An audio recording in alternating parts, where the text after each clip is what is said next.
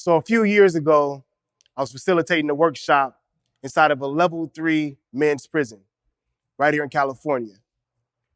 Oftentimes, we had about 70 participants.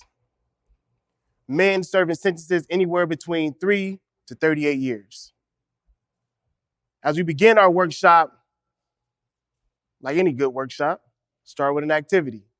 The activity that we started with is known as cross the line. You might be familiar with it, but the way it works is I ask a question, and if it resonates, then a participant steps forward and crosses the line.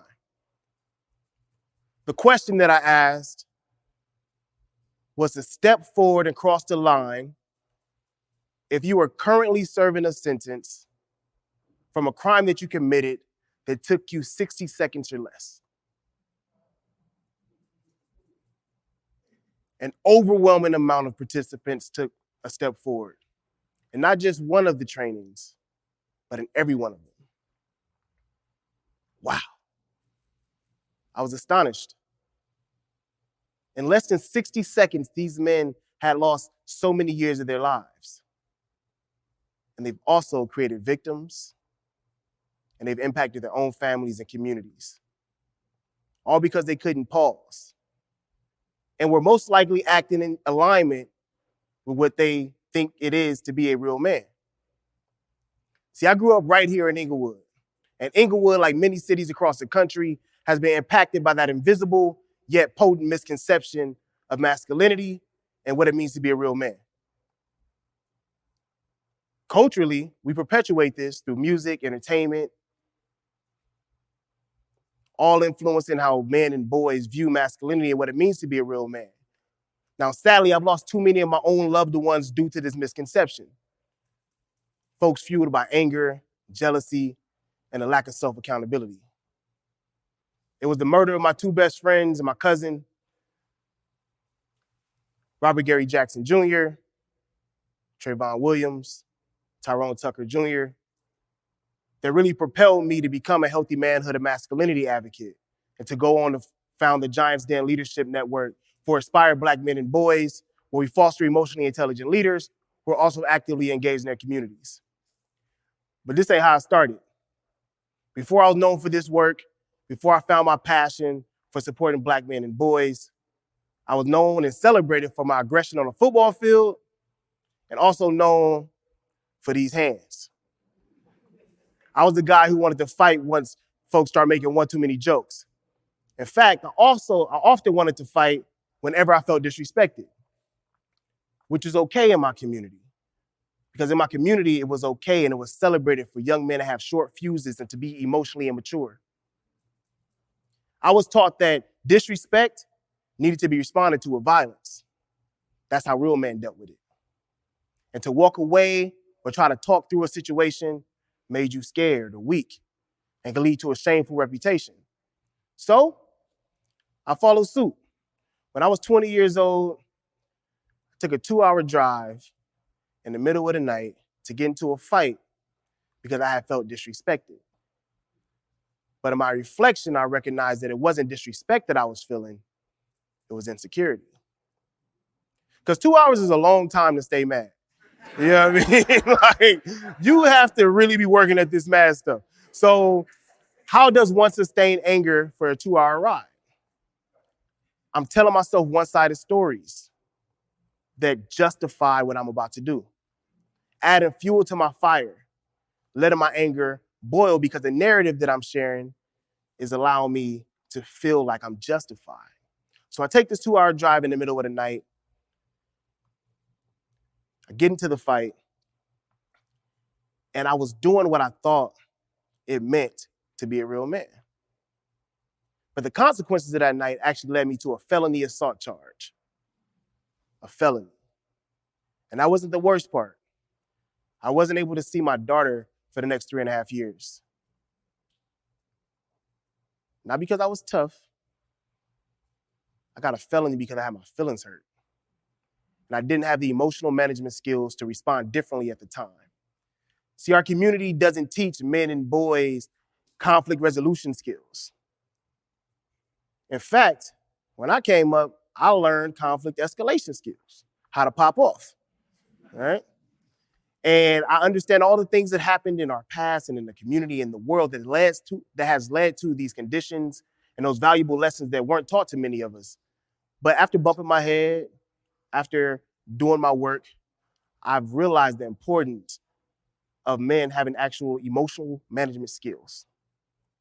Having emotional management skills, not only to be a nice person, but to avoid life-altering situations, like going down that treacherous path of mass incarceration, substance abuse, domestic violence, strained family relationships, and statistically speaking, dying early. But I want to give some tools that could have been a game changer for me in my situation. And if you're someone who is still currently being impacted and influenced by that invisible yet potent misconception of manhood and masculinity, hopefully it can help you to avoid some of these life-altering situations as well. The first thing I recognize is, I ask guys, how they doing? They say, I'm cool, I'm straight. Another day. Not often having the language to pinpoint an actual emotion. So what you see up here is the feelings wheel. You can Google this, you can find it anywhere. But the feelings wheel actually gives us some language to identify and pinpoint where we might be in our emotions. I'll ask you how you're doing. Somebody might say, oh, this is what happened to me today. That is a story and that is not a feeling, right? So wanting to really provide a tool so we can say, I'm feeling depressed. I'm feeling angry. I'm feeling happy. I'm ecstatic. I'm overwhelmed. There's a tool that was created by BEAM, which is the Black Emotional and Mental Health Collective, that really helps with de-escalation. And this tool is a strategy called PAUSE. Now, PAUSE is an acronym, and I'll break down each letter for you. And hopefully it sticks and it's something that you can share with your communities as well. The first letter is P. Pay attention. Think about a time that you were angry. Might have been recently, might have been a while ago, but what were the type of thoughts that consumed your mind? Were they positive or were they negative? Most likely they were negative, which kind of sustained your anger. How was your body feeling? Were you tensing your shoulders? Were you forgetting to take that deep breath? Was your heart rate sped up? These are all signs that our bodies are sharing with us to let us know that we're in an escalated state.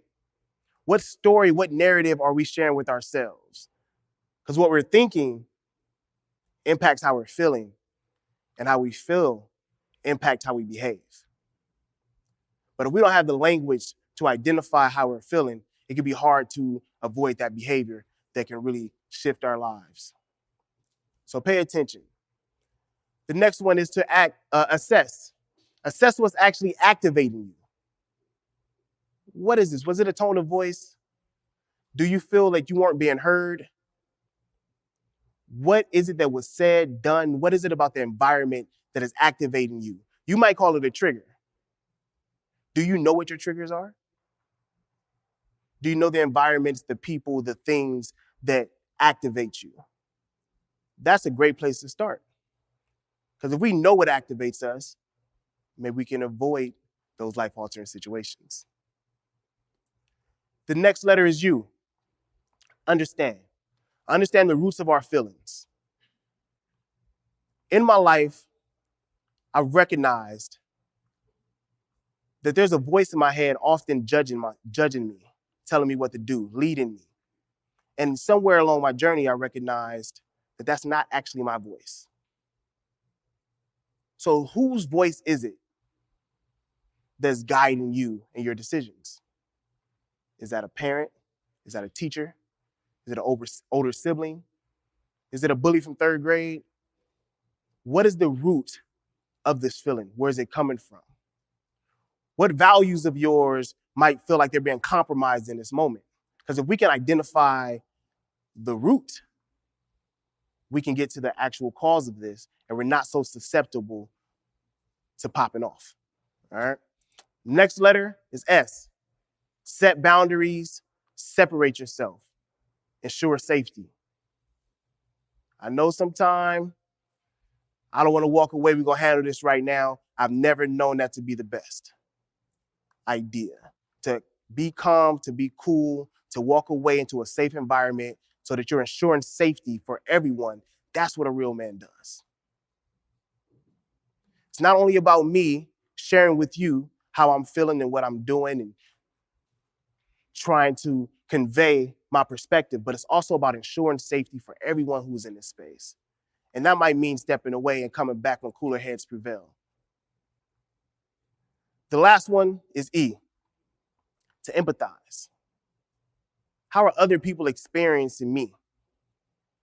What point were they trying to get across?